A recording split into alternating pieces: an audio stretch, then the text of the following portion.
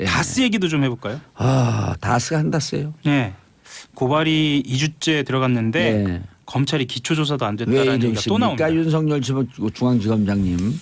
왜 이러세요 도대체? 그러니까 고발인 조사도 안 했다라는 거는 일단은 수사의지 이야기를 안 할 수가 없는데요.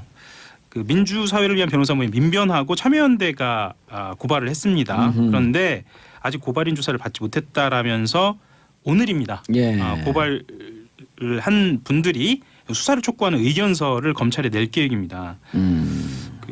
이게 지금 배당된 거를 보니까 서울중앙지검 형사 1부에 배당이 돼 있습니다. 몇 차장 밑인가요?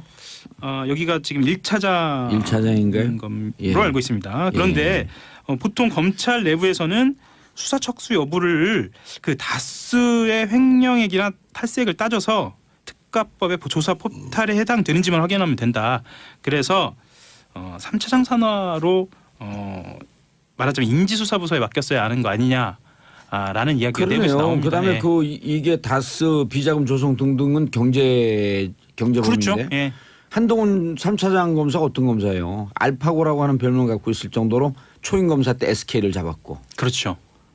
특히나 법조계 쪽에서는 잘 알고 계시죠. 그렇죠. 특정 경제 가중 처벌, 예. 경제사범에 대해서는 네. 선수 중에 선수. 이른바 저승사자라고도 불리기도 하고. 그렇죠. 근데 알파고라는 제목이 더 좋죠. 그런가요? 예. 예. 한동훈 차장 검사가 사설에서 그랬다 그러더라고요. 정봉주 의원이 날 어떻게 그렇게 잘 알지? 뭘 하고 있는지 다 들여다보고 있으니까요. 그렇죠. 이거 3차장 검사한테 갔어야 되는 건데. 그렇죠. 그래서 내부에서는 윤석열 서울중앙지검장이 BBK 특검 당시 파견검사였고 예. 그렇게 의심하면 안 돼요. 그런 근데. 이야기도 나옵니다. 예. 어쨌든 근데 파이팅을 해줘야죠. BBK 특수수사팀에 있었던 15명 중에 2명만 빼놓고 13명이 다 요직에 있다. 이런 게 작용할 수 있겠죠. 윤석열 중앙지검장님 1차장에 배속되어 있으면 3차장으로 재배치하십시오. 이런 전문적인 이야기도 하게 되네요. 그게 정답입니다. 네. 한동훈 차장검사 화이팅. 파이팅. 예. 네. 검찰은 끝까지 무는 겁니다. 다음 얘기는 신생아 얘기를 좀 해봐야 할 것 같아요. 예. 예. 감염균은 슈퍼 박테리아급. 예. 예. 이런 내성균이 발견된 경우가 예. 4에서 5%밖에 안 된다고 합니다. 그래서 전문가들 같은 경우에는 병원 감염이나 의료과실 쪽에 무게를 싣고 있는데요. 지난 시간에 말씀드렸지만 시트로박터 푸른디균으로 네. 확정이 됐고요. 외부 조사팀이 이 정밀 진단을 해보니까 내성이 아주 강한 말씀드렸던 그 항생제 균이라고 내성강 어느 네, 항생제도 또 잡을 수 없는. 그렇죠. 예. 그래서 이대 목동병원을 한번 들여다보니까 의료과실이나 이 위생이 문제된 게 처음이 아니더라고요. 그렇죠. 수액에 날벌레가 있는데 처벌하지 않았고. 기억나실지 모르겠는데 엑스레이 필름이 좌우 반전된 사고도 있었어요. 그렇죠. 예. 그래서 그게 결핵 사건이었죠. 결핵 사건은 그 다음입니다. 그랬나요? 결핵 사건 많았어요. 예. 간호사 결핵. 간호사 결핵입니다. 예. 엑스레이 좌우 바뀐 건 뭐였었죠? 2013년에 있었던 일인데요. 예. 코 엑스레이 필름이에요. 비염이었었나요 그게? 예. 그래서 이제 120명 정도가 한쪽 코에 문제가 있어서 갔는데 그러니까 반전된 거예요. 예. 반전됐으니까 염증이 없는 코를 치료를 받았겠죠. 동영상 설정해 놓은 겁니까? 좌우가 바뀌게.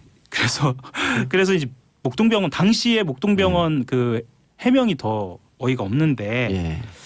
염증 치료에 그쳤으니까 뭐 큰 피해는 없었다라고 얘기하고 말았어요. 그때 바로 잡았어야 합니다. 그럼요. 그래서 전문가들 같은 경우에는 아까 말씀하셨던 것처럼 그 지난해 7월에 있었던 신생아실 간호사 결핵 감염 사건 그리고 그 전에 그 엑스레이 반전 사건을 포함해서 그때 바로 잡았으면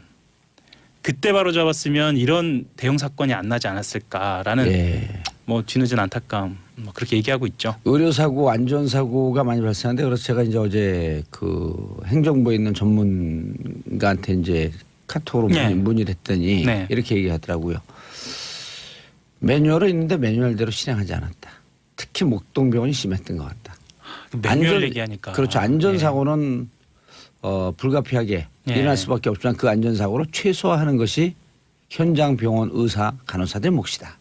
또 매뉴얼 얘기가 나오면 또 마음이 아프네요. 예. 왜요? 사후 조치 같은 경우에는 이게 그것 또한 당국이 꼼꼼하게 따져놓지 않으면 또 세월호 얘기 안 할 수가 없는데 그 안전 매뉴얼 같은 경우에는 어쨌거나 좀 따져놔야 할 것 같습니다. 그럼요. 예. 이번에 목동병원 같은 경우는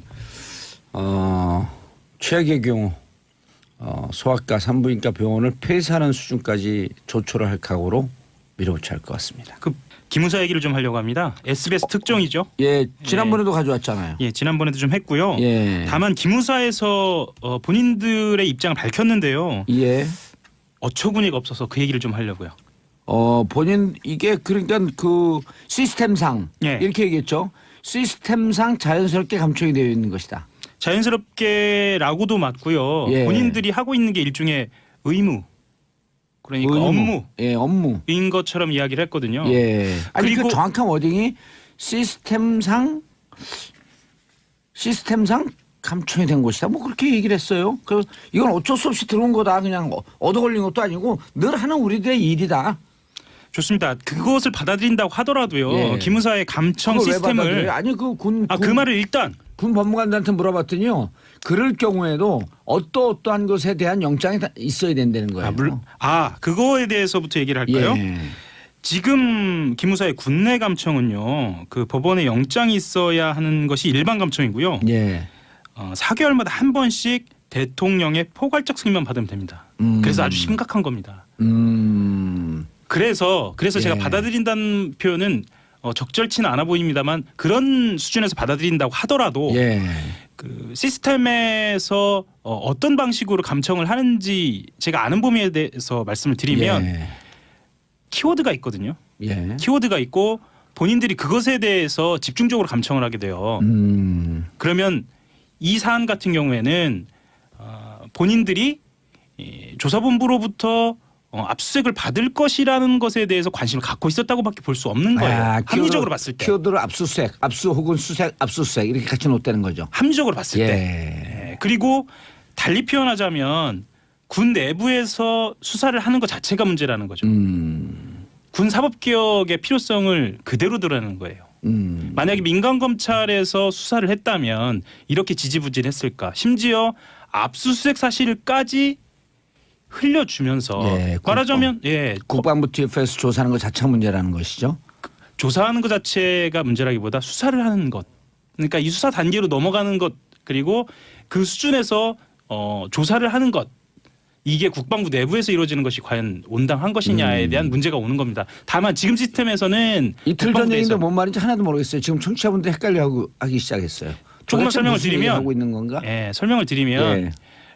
지금 현재 국방부 TF 안에서 기무사가 댓글을 단 것에 대해서 조사를 하고 있거든요. 조사를 하고 있고 이 안에서는 단순한 조사가 아니라 TF 안에 수사관이 들어가 있어요. TF팀 안에 수사관이 들어가 있다. 그래서 이 수사관 이 팀이 기무사를 압수수색하려고 그렇죠. 압수수색하려고 언제 압수수색을 들어가려고 했더니 기무사가 이게 이틀 전 얘기죠. 그렇죠. 기무사가 이것을 미리 감청을 해서 감청해 결과 국방부 TF 수사관이 우리를 조사하러 들어오니 대비를 해야 한다. 이게 엄청난 일이에요, 사실.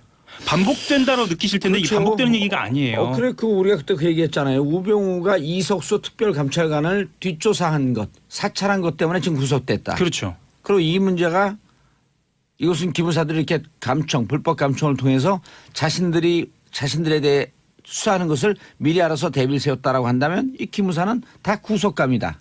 정치 이슈가 너무 좋은 게요. 예. 어찌 보면 좀 지루해할 수도 있는데 이렇게 너무 재밌게 말씀해 주셔가지고 제가 또 얘기를 할 수 있어서 너무 좋네요. 청취자분들이요. 예. 잘 이해를 못해. 이렇게 뚝 얘기하면 그리고 자기들끼리 다 얘기 다 한 줄 알고 그냥 끝내거든요. 그럼 청취자분들이 이게 뭐지 채널 돌려요. 어디로 돌린 줄 아세요? 정봉주의 정치쇼로. 그래서 2013년에 있었던 사이버 사령부 수사가 왜 그렇게 진행됐는지도 이제야 조금 알 수 있을 것 같아요. 사이버 사령부 조사가 제대로 안 됐는데 그때도 조사하는 과정을 다 감청을 하면서 미리 알고 있었다. 아마 그랬을 것이다. 왜냐하면 그때 당시에 2013년 10월에 첩보를 한 뒤에 왜 이렇게 사이버 사령부가 전격적으로 대응을 할 수 있었지? 그것도 수사가 시작하기 전에? 압수수색도 전에? 미리 수사하는 것을 도감청을 통해서 다 들여다보고 있었던 거예요. 아마 그러지 않았을까라는 합리적 의심이 가능해진 거죠. 합리적 의심이 아니라 뭐 그런 합리적 판단이라고 좀 해줘야죠. 예를 들면요. 예를 들면 당시에 대비가 어느 정도 이루어졌냐면 그 보통의 수사에 대비하는 정도가 아니고요.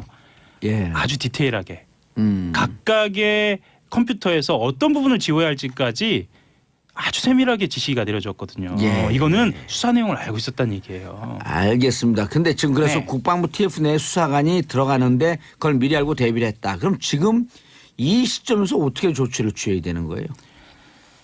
지금 상황에서는 국방부 TF 수사관이 수사하는 게 문제다. 문제면 대책이 있어야 될 거 아니에요. 지금 상황에서 안타깝지만 대책은 사실상 없어요. 왜냐하면은 그럼 뭐 기무사 조사 못하고 국방개혁 못한다는 얘기 아니에요? 송영무 국방부 장관이 결단해야 되는 거 아니에요? 결단을 해야죠. 결단을 해야 하는데 지금 체계에서는 군 검찰에서 하는 게 맞아요.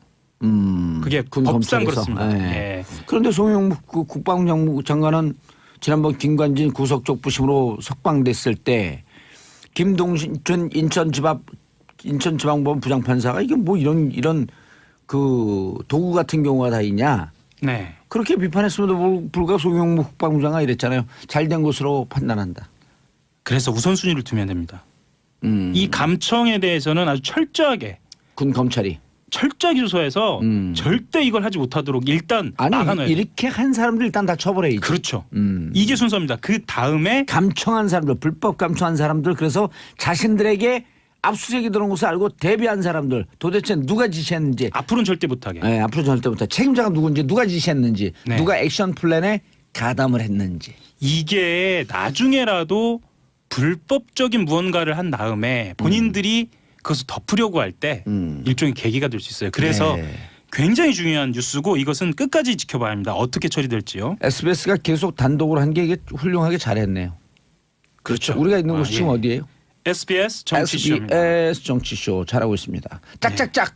그리고 하나만 더 말씀드릴게요. 그러나 이렇게 잘하고 있는 것을 끝내면 안 되죠. 악착같이 그렇죠. 끝까지. 누가 지시를 했고 이 사람들에 대해서 처벌의 행동이 옮겨지고 있는지 조사가 진행되고 있는지 이걸 계속 후속 보도를 해야 될 거 아니에요. 기무사가 그리고 감청을 할 수 있었던 이유가 또 있어요. 예. 군 내부에서는 이 정치 개입 사건에 대한 수사나 조사가 이게 과연 온당한 것이냐라는 분위기가 있는 거예요.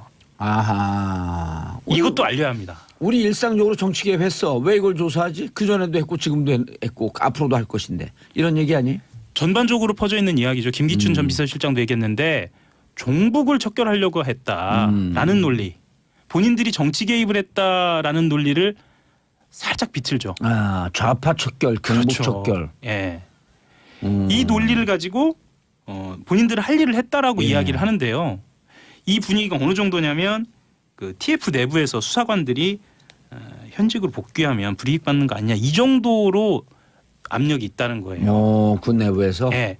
이 얘기가 이 감청을 통해서 나오기 시작한 거니까 이 감청부터 철저하게 조사해야 합니다. 국방부 개혁해야 돼요. 왜냐 군에서 잘못하게 되면 군 검찰 군 재판 그 사법부에서 재판 받는 거 그거 없애야 되거든요. 그렇죠. 경찰이 잘못하면 일반 검사가 조사를 하고 그렇죠. 모든 네. 공무원이 잘못하면 예를 들어 소방관이 잘못하면 소방관 내에 무슨 그 소방 검찰이 따로 있나요?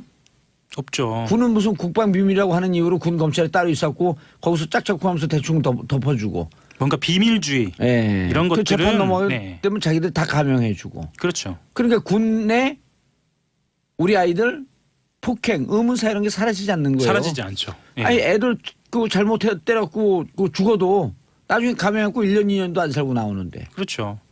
군대에 자녀를 보낸 부모님들까지 포함하면 이 문제는 다 연결되어 있는 문제예요. 이런 거 군대에서 잘못하면 군 검찰이 수사하고 군 재판부에서 사법부에서 재판을 받기 때문에 그 군 폭행 사건이 끊이질 않는 거예요. 자기들끼리 덮어버리거든. 그러니까 이 도감청이 여기서 끝나는 게 아니고 우리 아이들 군대 간 것에 폭행 사망 사건, 불안전한 군. 네. 이 문제까지 다 연결이 되는 다 거예요. 연결이 되어 있는 그럼요. 거예요. 그래서 이것은 끝까지 지켜봐야 할 것 같습니다. 60만 장병의 안전을 보호하고 정말 안전한 군대 만들기 위해서 이 도감청 잡아야 되는 거예요. 예.